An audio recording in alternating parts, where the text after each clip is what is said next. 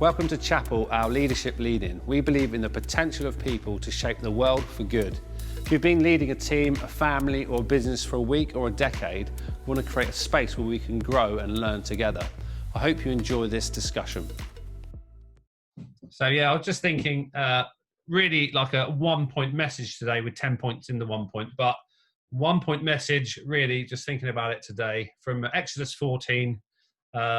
It's the last chapel, so I'm kind of reflecting a bit what's happened over the last 5 months. And Exodus 14 is that point when they get to the beach. They've pulled out of in Egypt. Pharaoh, God is hardening his heart, okay, and actually they are pursuing them. And it just reads this. Then from Exodus 14, verse 26, then the Lord said to Moses, stretch out your hand over the sea, that the waters may come back upon the Egyptians, on their chariots and on their horsemen. And Moses stretched out his hand over the sea, and when the morning appeared, the sea returned to its full depth, while the Egyptians were fleeing into it. So the Lord overthrew the Egyptians in the midst of the sea. Then the waters returned and covered the chariots, the horsemen, and all the army of Pharaoh, but they came into the sea after them. Not so much as one of them remained, but the children of Israel had walked on dry land in the midst of the sea, and the waters were a wall of them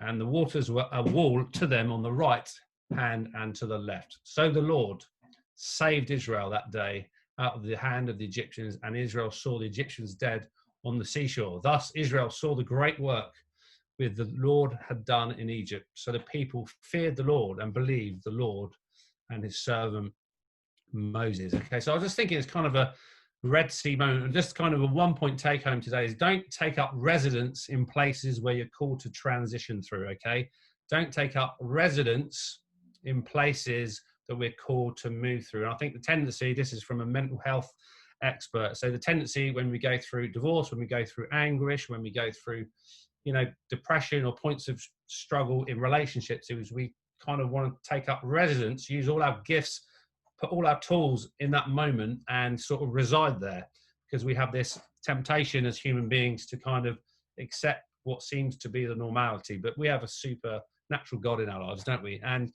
the Moses generation was not called to reside on the side of that beach, leave all their tools, leave all the gold they're taken, leave all their gift sets at the side of the beach. No, God had a purpose to actually take them through into the promises of God. And I'm just thinking about us today that, COVID-19 is not it. You know what I mean? This is not it. World War I, 1914 to 1918 was not it for that generation. For the Second World War, 39 to 1945, that was not it. They didn't want to reside in a time of battling and war. They had to know that this was just a time for moving forward. And I think for us as a church, and for us as in our teams that we lead, this is not it. You know what I mean? Sometimes I think, again, we can kind of confuse strategy with vision. And our strategy is how we do what we do, but vision is we want to lead people to Jesus, want people to get saved, to be restored, to be encountered across the South Coast and the entire world, depending on where God leads us, from Ghana to Paris to wherever the churches that we network with go. And I think actually sometimes there's a tendency always, isn't there, to go, actually the main thing now is church online. The main thing now is to make church live, or whatever the tool is we're trying to work on, or the main thing now is to do, I don't know, love your neighbor campaign or whatever we're moving into. But actually this is a season that we're in, and God is moving us through it. Okay, so just to know that the time, it's not time to, I felt all words, it's not time to take up residence in this place. Okay, it's time to know we're just going through this, and God is transitioning us into something new. It's really interesting that every time I go to film, or been going to film in the building over the last 4 months, which is the barn, I felt it echoing back from the Holy Spirit. This is not your future church. This is not it.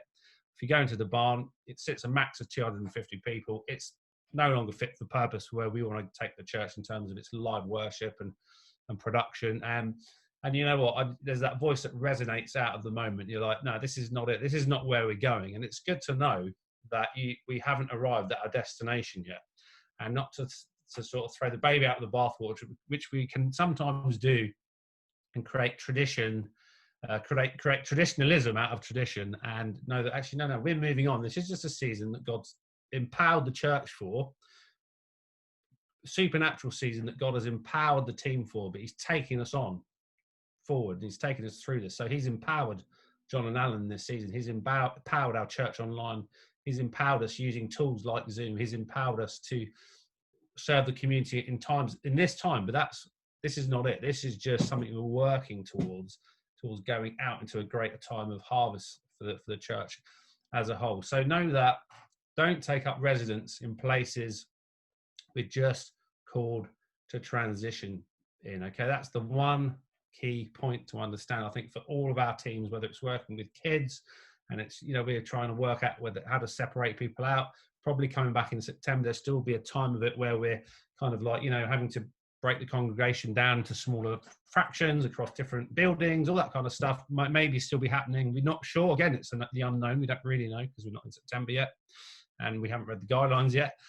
But that's not it either. Okay, we're coming through this season and God is preparing us for something that's a bigger harvest field, So like we had problems, as Sunday all went pear-shaped with our live hosting. The next couple of weeks, we're going to do it different. We're pre-recording the hosting, and we've got Dr. Chris Sinkinson starting off our Jonah series the week after next.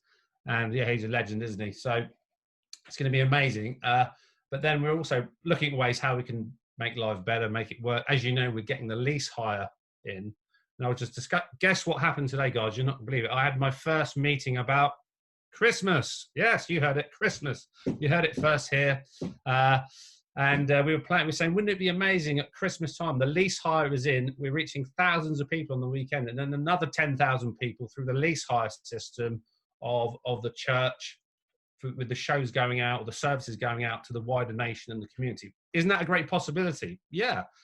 So what was happening is we're learning in this moment. We're learning about church online. We're learning about, doing TV production quality stuff. We're learning about how to do worship in these environments for both people online and at home as people regather.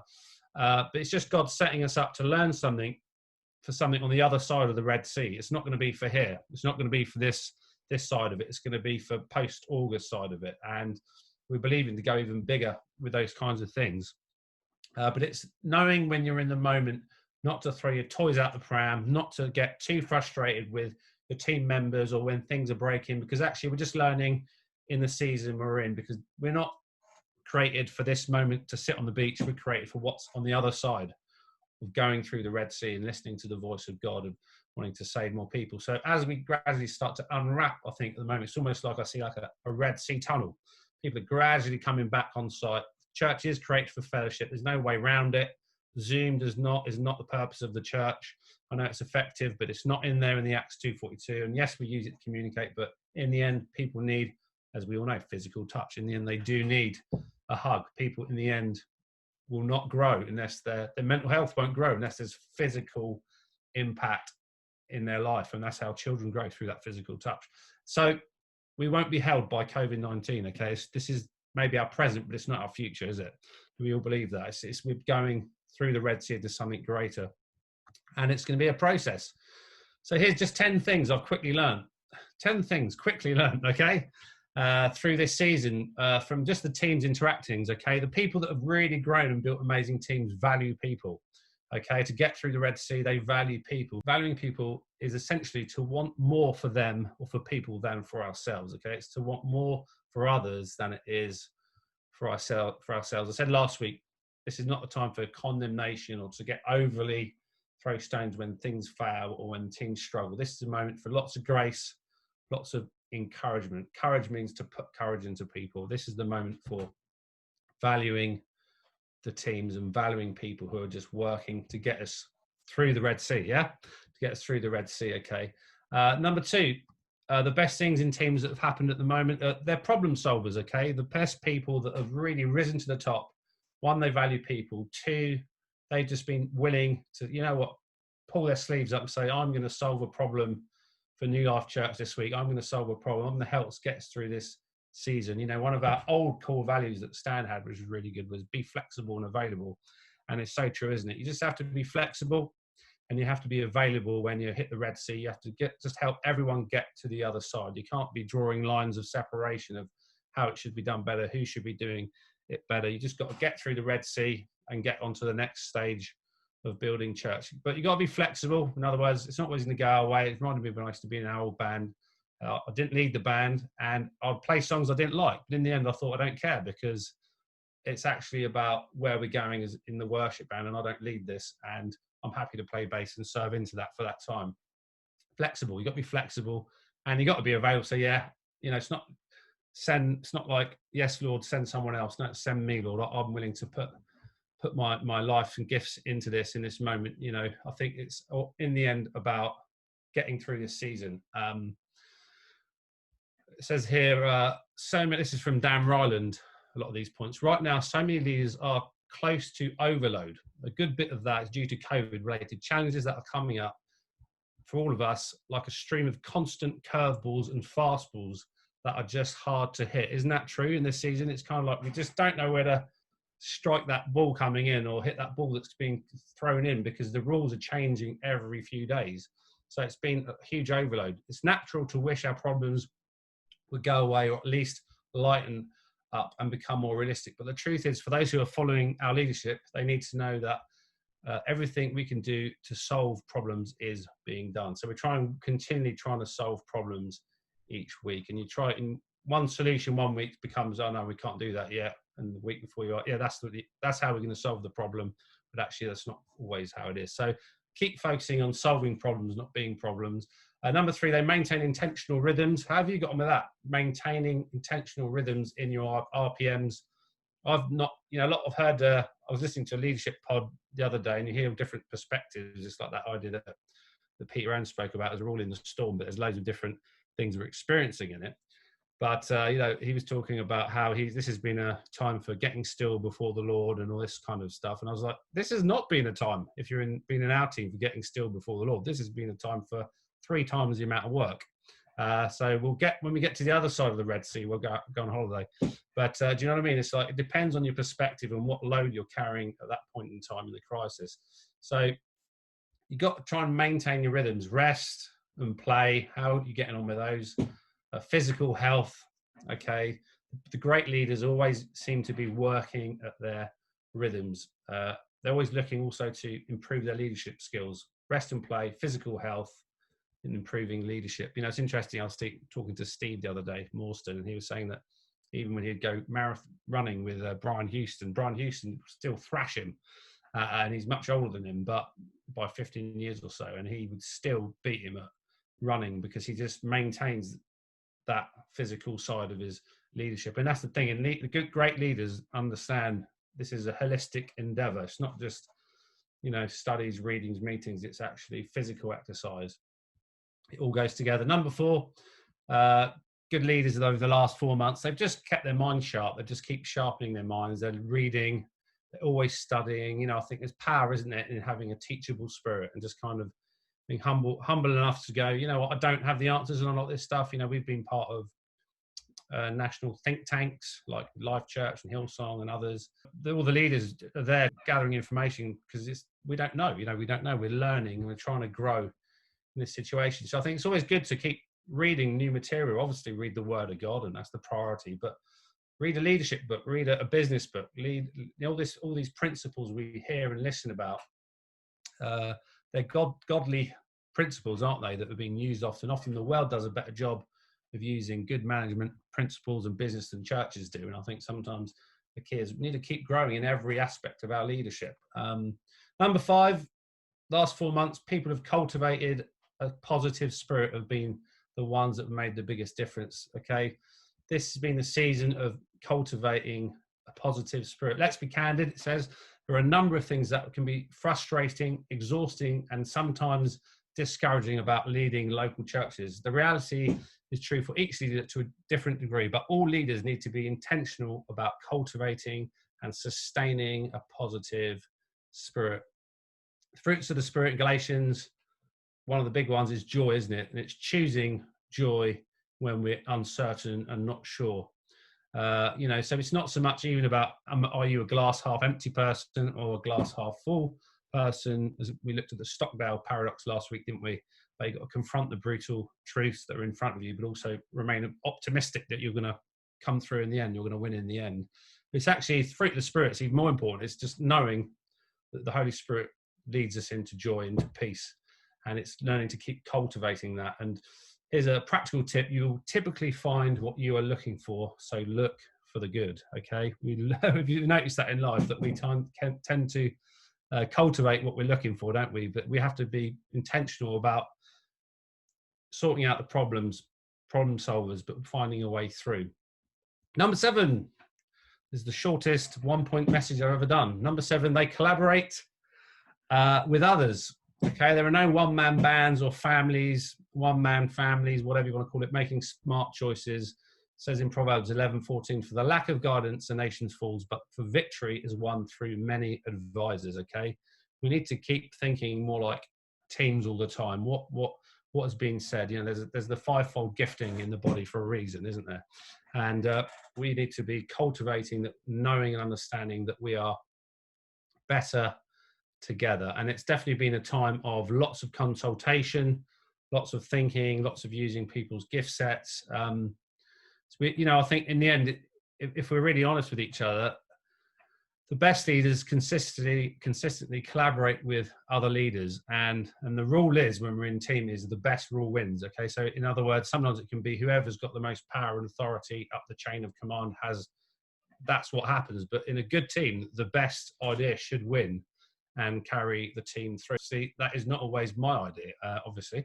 And it's like, even when someone comments, say, "Oh, great sermon." I was like, well, I've only used that sermon from someone else who said that, and someone who's written that book, and someone who's, lots of AW Tozer on Sundays. So, it's all stuff that's been said before, principles that we're gleaning and learning through other people, and God through us makes it relevant for the moment. But the best idea should win. Okay, the best idea should always win over who has the higher position on the org chart. Is that all right? Is that good? So I think that's a real important statement. Number 8, this has been the season where the top leaders, people who get you through the other side, they work the hardest. There's no doubt about that. In the end, it's just good old fashioned baby boomer, whatever you want to call it, hard graft, blood, sweat and tears. You've got to work hard. Okay, there can be lots of excuses for not working, and obviously, of course, we need seasons of rest, and there's been a lot of information coming out on rest and Sabbath, and that's all been part of the discussion.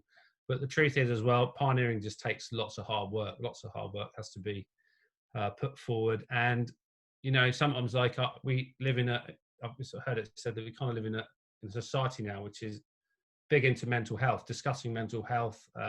It's not something that's hidden away so much like in maybe 30, 40 years ago, people talking about their struggle with depression. People on our teams can open up. It's becoming the norm to talk about it. It's not taboo subjects, what I'm trying to get to.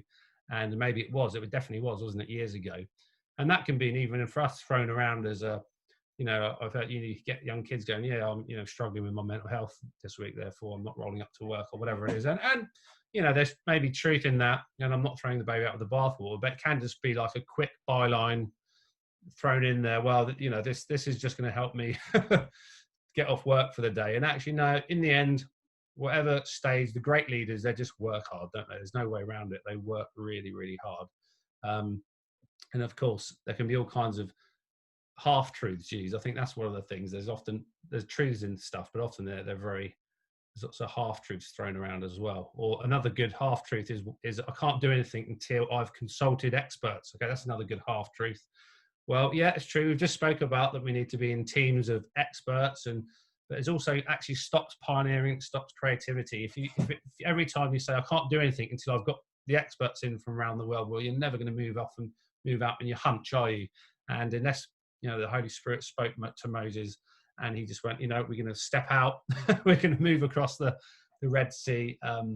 There's a tension in it where there's truth that we need a great group of advisors, but there's also truth in the fact that sometimes you have to step out in faith and know it's just going to be a hard slog and it's going to be hard work, and you're not doing it out of a sense of anxiety or a sense of this is going to be tough. It's just knowing actually great leaders, they give 110% every time, every week, and sometimes it can be an excuse. The truth is some teams have not gone on well because they just haven't worked hard enough. There's no way around it, and there can be a spirit of entitlement that everyone owes us something, or owes us the gift set, or owes us whatever it is. But actually, the truth is sometimes you just have to get working. And that's what happens. 10th hour in music or any sort of area of creativity, they call it the 10,000 hour principle. Okay, we love music when we were kids, and that meant we practiced 5 days a week. Simple as that, to get to a level of excellence. There's no way around it. There's nothing handed out on a plate. And I think if you want to get excellent at something, whether it's live performances, broadcasting, photography, any kind of gifting within the church, singing, like, you just have to work hard and you just have to commit to it. There's nothing like practice, is there? So hard graft, the ones that are just embracing that spirit are the ones that are going to take us on through the Red Sea in this time. Number 9, they develop other leaders. So number 9, I think, just people that can develop other people around them, not just, sometimes, if we're honest, pastorally, there are some wonderful people who are pastoral black holes, I like to call them, and they will just take up all your time, and they're not actually interested in going anywhere, but they want to tell you what's wrong with the world. They don't really want to change themselves at root core level, and that's not a reason to not be compassionate or not to show mercy and not to raise up counselors, and that's all part of what we've got to do as well.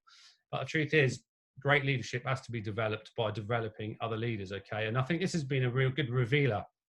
Some people are really good activists and others are really good at leading other leaders. And being an activist is a good starting point, okay? Or it's like having a self-employed mentality, but unless you get to a point when you become a producer in your mentality of other people, then you'll remain alone. And it's kind of a great opportunity. It's been the last 4 or 5 months, I think, for developing teams of leaders around us. Developing leaders, I read from Dan Ryan again, is a little like prayer, in that it's hard to do it wrong. Like, it can always be done better, but if you invest energy into raising up leaders, it's nearly guaranteed to produce significant kingdom impact. Whether you develop one leader, dozens or hundreds, that investment is among the best you'll ever make. So, because in the end, it's about having a desire to produce other people. And it's, again, we've spoke about this quite a few times over chapel, having that producer mentality, okay? It's more about them bringing other people into their gift sets, into their callings, rather than putting ourselves on the podium every week. So it's having a other person mentality, raising leaders. And it's great what's happening. I think the college, that's going to be a big part of that, isn't it? New Life College, as that launches in October, the teaching, the pastoral care that will go into looking after these students that are coming from here and abroad. It's really giving them a platform to say, okay, how can we invest in you to make you who God has called you to be? How can we lift out the gold and the potential in you? So, okay, number 10, okay, they communicate clearly. It's impossible to lead well if you don't communicate consistently, clearly, and concisely. And it's been hard to communicate consistently, clearly, and concisely, especially in COVID season, because it's changed so quickly, and the fastballs have been coming, the curveballs have been coming at us nearly every other day or every week. But we've had to work at keep communicating, whether it's through my emails, whether it's through the handwritten notes, whether it's through going online, releasing short videos. We've had to keep work at communicating clearly. Okay, so we can always, I think it's definitely an area I can get better at. And sometimes, because we've been on the journey together, people have a mutual understanding. But if people haven't been on the journey with us, then they won't understand where we're going and what we're trying to say. So it's working at communicating to our teams more and more clearly. This is the direction we need to go in. What's the purpose of the church? What's the vision behind it all? To keep reorientating whenever there's a problem and things aren't working, is quickly pushing it back to, okay, well, what's it all about? What's the vision? Well, we want people to be encountered by Jesus in the end, saved, restored. In fact, we want them to find a gift set, and we want them to be sent out on their life's mission. Quickly go back to leading people encountering Jesus. It's not the problem, isn't the issue. It's how can we get there? So it's quickly deflecting to the true north. So we've got to keep communicating that clearly. Last of all, I've put they pivot effectively, and we spoke about this. I think the last 4 months has been the pivot month. I've heard lots of professionals use this language as well, like in netball, where you have your pivot foot, or in basketball, and that remains in your vision. Okay, so like your right foot for me, it'd be like my pivot foot, which just remains fixed in the ground. But then your other leg can move around, and you can swivel around, and you can push the ball forward, left, backwards, any direction, shoot. But actually, your pivot foot has to be grounded in the vision to see people saved. But the other things are moving all the time. And this has been a pivoting season, hasn't it, for all the teams, for all of us at home, wondering when the next thing is going to happen, when the next change is going to be. And those who've been able to be flexible, available, pivot have been probably most effective because they've been able to go with the change and just kind of fire the ball off to the right when it needed, and then change again to push it to the left. And it's been having that flexibility of heart that, you know, the main thing is crossing the Red Sea. We're not going to be beached in this moment. Okay, we're going to get through it to what God has called us to be part of on the other side. So there's just a few thoughts. And again, the main thing is don't take up residence in places we're just called to transition through. Don't take up residence in places we are called to just transition through. Okay, so this isn't it, is it, guys? We're just moving on into where God has called us to be. And now we're starting to see a gradually unveiling and unwrapping of local church. And but this is the season where actually, remember, it's a crossing over time. It's a crossing over. And on the end of it, we believe there's going to be so much fruit, so many people getting impacted around us. Okay, so you all good? I've said a lot of things really fast. I do apologize for that. That's going to be a great summer ahead. So please stay connected, obviously, with your teams. Keep working away.